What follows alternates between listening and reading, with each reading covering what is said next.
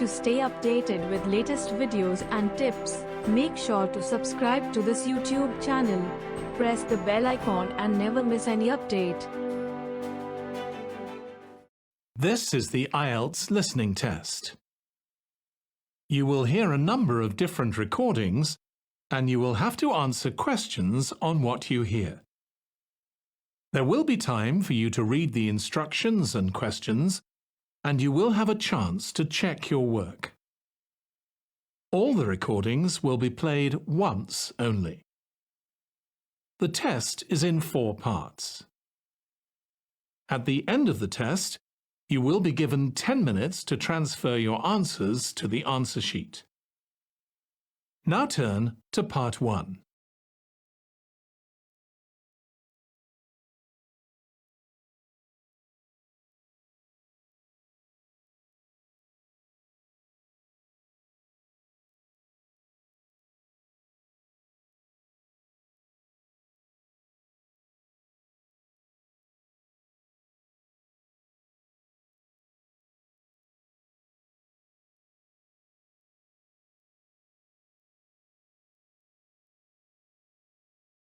Now listen to the tape and answer questions 1 to 6. Excuse me, can you give me some information about purchasing a cellular phone? Of course, my pleasure. We carry all sorts of phones, from the most basic phones to very sophisticated web-enabled phones. I will do my best to help you find a phone that suits your needs. Thanks. I'm looking for 2 cellular phones, one for me and one for my son. I think I won't need anything too sophisticated, just your basic phone functions. But maybe my son will like something with more functions. Sure, well, let's take a look. So you have no preferences at all? What about the size or colour? How about the brand? Well, I don't really care what brand the cell phone is, but I guess I don't want anything that's too big or too small. I want a phone that can fit nicely in my hand and in my pocket. If it's too big, it might be too heavy, and if it's too small, I might lose it. Colour I don't really care about either. Well, I don't want a pink phone. Ah, OK, so let's look for something suitable for a working person. How about this one? This one is the R55. It is black, not too big, not too small, all the usual functions. The best feature of the R55 is that it can be used worldwide, even in Europe or Asia. It looks good. How much does it cost? It is only $100. If you sign up for a calling plan, then we will give you a $50 discount on the phone. How old is this model, though? I don't want anything that's too old. This model was introduced into the market about 3 years ago, so it is a bit older, but be assured it will still work fine. Well, I think I still want something not as old. How about from last year? Any good phones from around that time? Yes, there are some. How about this one? It's the new model of the phone you just looked at, called the W55. Most of the features are the same. There are some new features on the W55 though. The battery will last up to 2 days longer, and the overall weight of the phone is lighter. How much is this one? This is selling for $150. If you purchase it along with a phone plan, then it will be only $100. OK, I think I'll take this one. Now, I need to pick up a phone for my son. I think he'll want something more trendy, so how about a new model for him? Nothing too extravagant or expensive, though. This right here is the newest offering from the leading company in the cellular phone business. The phone is called the Rocket. It is well suited for teenage users. Among the teen-friendly features are 10 songs to choose from, a free messaging system that allows friends to send text to each other, and voice recognition dialing. The thing most younger users like about the Rocket is that it has a screen that changes colours. All this for only $100 with a purchase of a 1-year phone plan. Sounds like something my son will like. Can I sign us both up at once? Yes, of course. Both of you can share one plan. You will pay only $50 a month for both of you to share a plan. That's it? Only $50 a month? Yes, that's all. Now look at questions 7 to 10.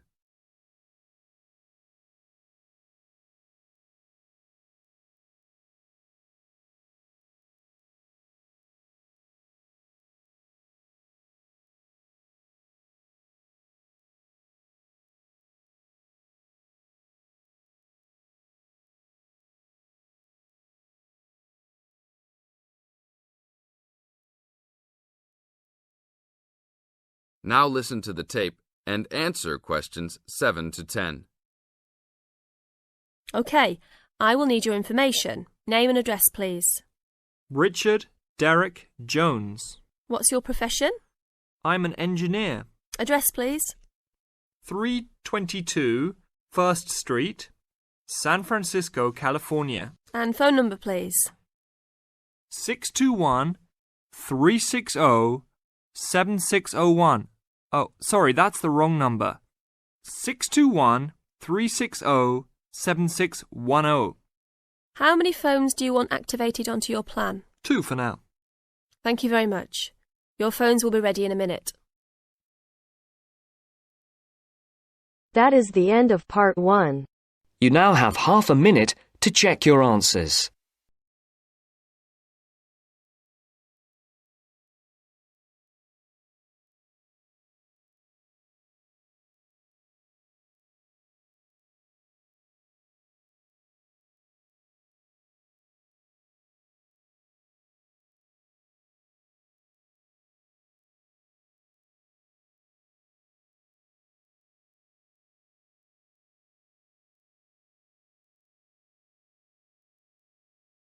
Now turns to part 2. Part 2. You will hear a recorded message giving information about an area where tourists can visit to taste local food. First, you will have some time to look at questions 11 to 13.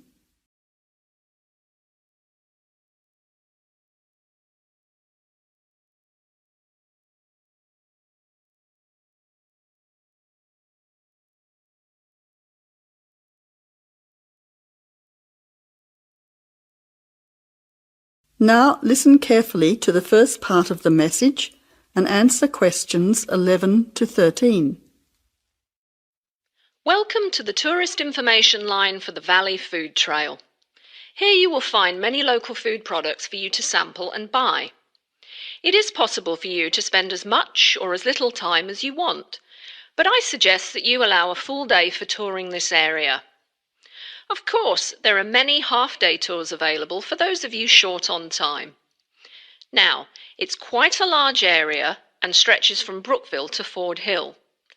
For those of you unfamiliar with the area, that means that it is 10 kilometres to 35 kilometres from the city centre, or by car 15 minutes to the closest point, continuing to 55 minutes at its furthest point from the CBD.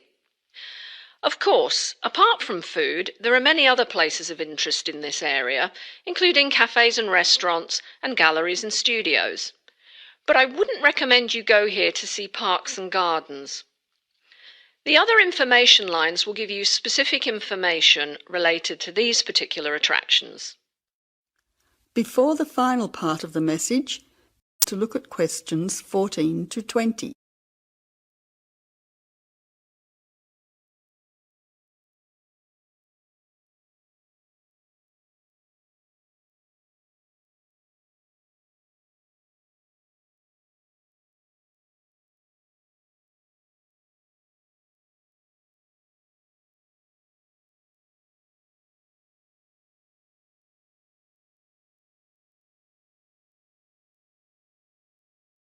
Now answer questions 14 to 20. But let's go back to food. If we begin in Brookville and head north towards Upper Valley in a clockwise direction, passing West Valley on West Road, we cross over Coast Road to come to our first place of interest, Magic Coffee. This is not to be confused with the Coffee House, situated opposite on the other side of the valley on the railway line. Magic Coffee is next to the Chocolate Company, which is on the corner. Just past the ice cream shop on the corner of John Street is the fresh produce shop. A little further north we have reached Ford Hill, where we can start our drive southwards along Great Northern Highway following the railway line. First we come to the organic market near the corner of Memorial Avenue, and then to Olive Farm opposite Olive Road. Just before we come to the next street crossing, we see the Honey Pot, which is practically opposite the coffee house. There is another chocolate company which sells nougat as well, just nearby. Following the railway line along Great Northern Highway, we return back to Brookville. Now, as I have said previously, if you only have a few hours to spare, there are several places that you shouldn't miss. The two chocolate places make equally nice chocolate, but the factory has the added bonus of nougat, unlike the company. Of course, everyone loves ice cream, especially unusual flavours such as coffee and nougat, so the ice creamery is definitely worth a visit. And while the coffee house sells expertly made hot drinks, including hot chocolate, I think your time would be better spent sampling the many products on offer at the organic market. Well, I hope you enjoy your time visiting the Valley Food Trail and enjoy all the wonderful local foods on offer. That is the end of part 2. You now have half a minute to check your answers.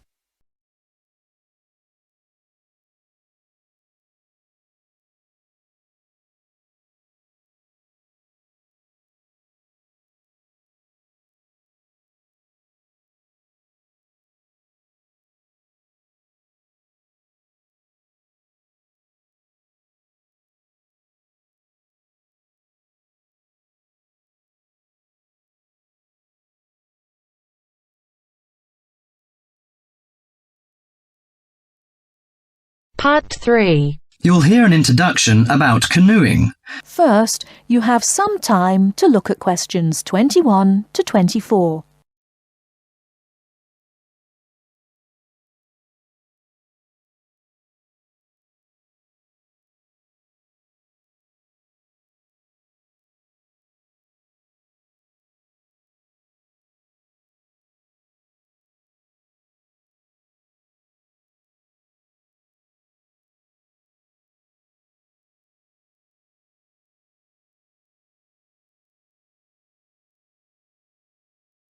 Now, listen carefully and answer questions 21 to 24.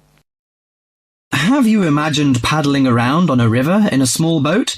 Canoes, which are narrow boats and usually hold 1 or 2 people at the most, are particularly well known for being unstable and turning over in the water. But more and more people enjoy this dangerous sport. Today, Cynthia Bocci, an adult education teacher and an addict of canoeing as well, will share her experience of canoeing with us. Cynthia, when did you begin this sport? Well, I started it 6 or 7 years ago, and soon I got attracted by the exercise. I have to admit that it brings me great fun. It's become part of my life.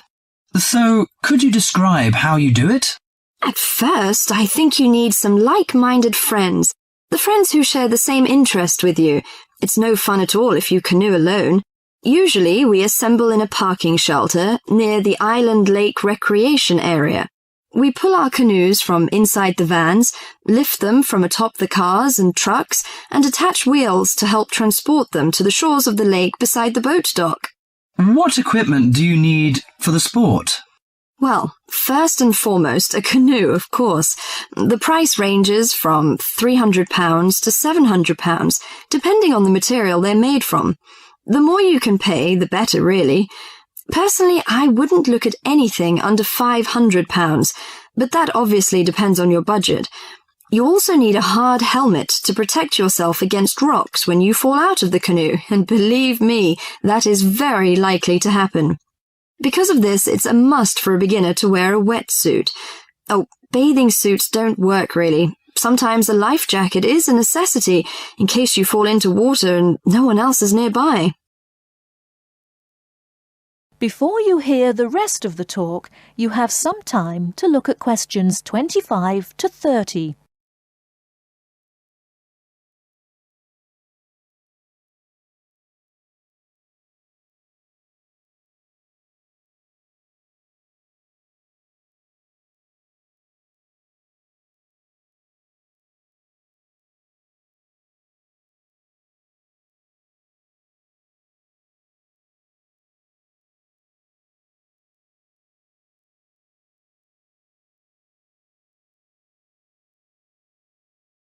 Now listen and answer questions 25 to 30. Think it's all worth it? Absolutely. I just love it. It's exciting, exhilarating, yet it's peaceful and it's calm. You can work as hard as you want to, or you can take it easy. In addition to having fun, canoeing offers a workout without realizing you're working out. Besides being a great exercise, which is good to heart and lungs, you gain strength and mobility. You build strength not only by paddling, but also from lifting and carrying your canoes. You can also exercise your mobility. Frankly, I never had upper body strength until I started canoeing. Now I can pick my canoe up and carry it on my shoulder with no problem. However, it's not just a workout of the upper body, but also a total body workout. If you're doing it correctly, it's a great calorie burner. And more important to me, paddling isn't strictly about exercise. It's as much about the peace and relaxation that comes from being out on the water. I saw it described on a brochure as liquid medicine for the soul, and that is so accurate. It allows you to take a mental break from your ordinary routine. It's a lot of fun and you meet a lot of great people. We connect on the waterways by responding to email invitations, posting on websites and club announcements. Also, it's a great way to get an up-close view of nature. You can sneak up on wildlife. I've been right next to ducks, deer, and all kinds of birds. You just get a different view than you can get on land. I especially enjoy camping by canoe. It's like backpacking without having to carry a pack on your back. You can put everything you need in the hatches of the canoe. Have you experienced this kind of camping? Well, whatever you say about this sport, it's never dull. I think on one level it's a serious activity and you can become a real champion, but it's a small group who take it that far. But for most, it's a fantastic sport for anyone who likes adventure. That is the end of part 3.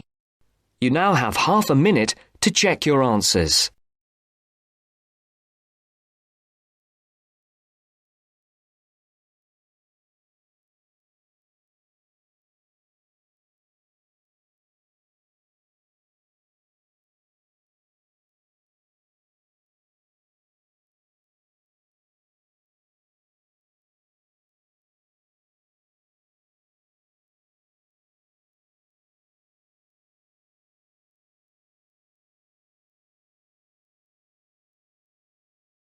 Now turns to part 4. You will hear part of a lecture on the current and future use of mobile phones.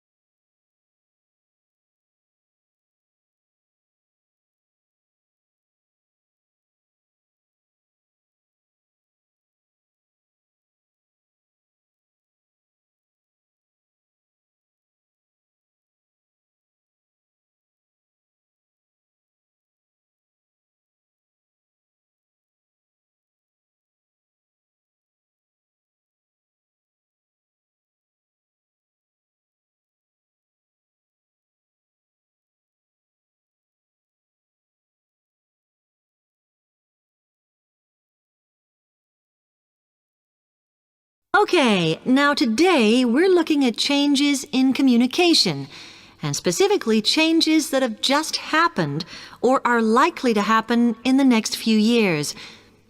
Key to this is the mobile phone, which is increasingly being seen as an all-purpose system rather than just a phone. If you only use your phone for texting and making calls now, you will be amazed at how you'll be using it in the future. The technology has been developed for a range of other uses.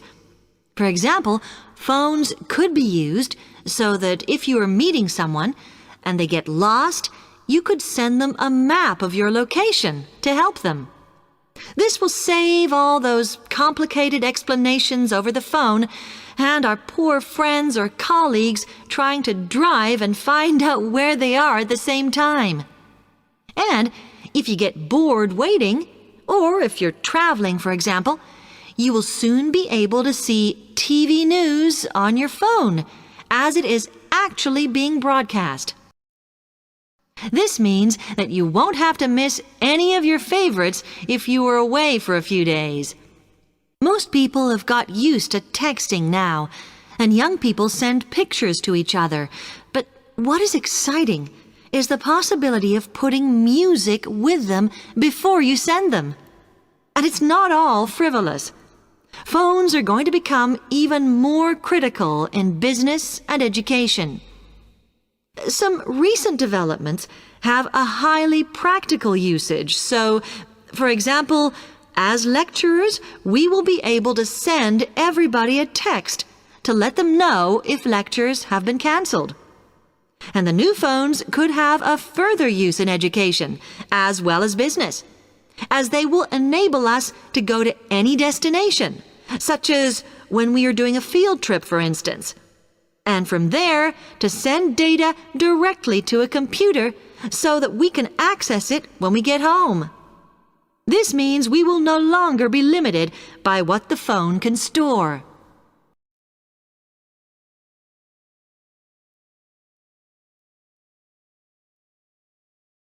And it's interesting to look at the different ways that men and women use phones now, as that does affect how the technology will develop.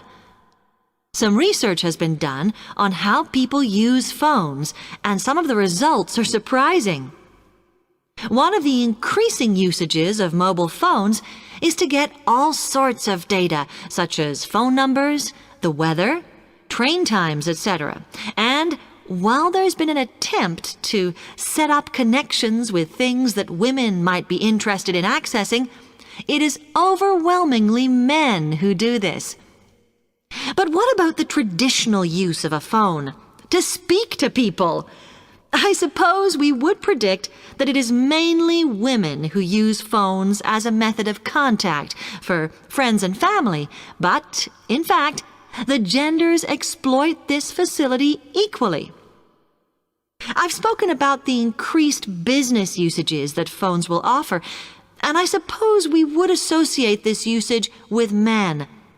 The survey picked up, though, that women are often working from home or catching up with work in the evenings, so they use phones in this way as much as men do. Most of us are aware we can store photos on our phones. It's an ideal method of capturing a moment wherever you are.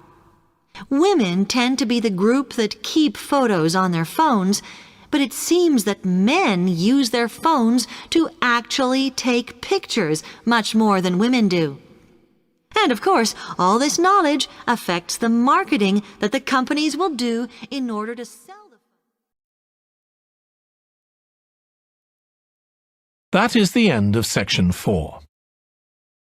You now have half a minute to check your answers.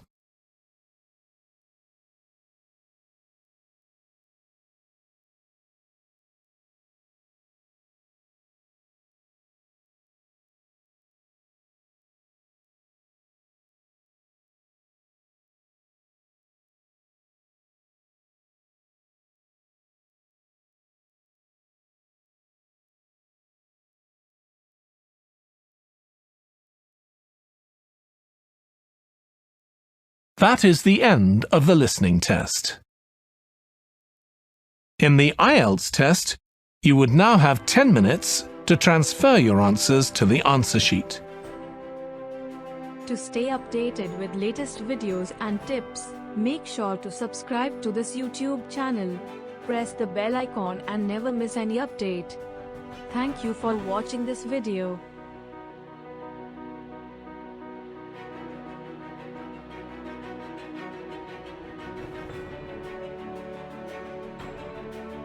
Thank you for watching this video. To stay updated with latest videos and tips, make sure to subscribe to this YouTube channel. Press the bell icon and never miss any update.